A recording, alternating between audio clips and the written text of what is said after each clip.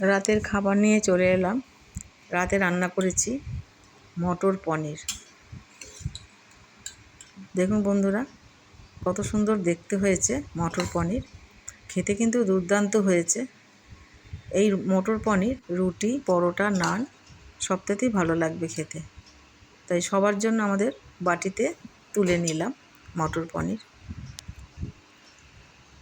আর আমি যখন ঘরে সংসারে কাজ করে যখন সময় পাই, তখন আমি ঘরের খুঁটিনাটি একটু কাজ করি।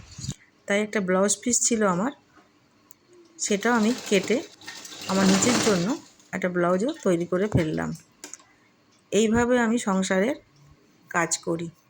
কথায় বলে যে রাঁধে সে চুলো বাঁধে। তাই একটা ব্লাউজও তৈরি করে ফেললাম। দেখুন বন্ধুরা কেমন হয়েছে, অবশ্যই কমেন্টে জানাবেন। ধন্যবাদ।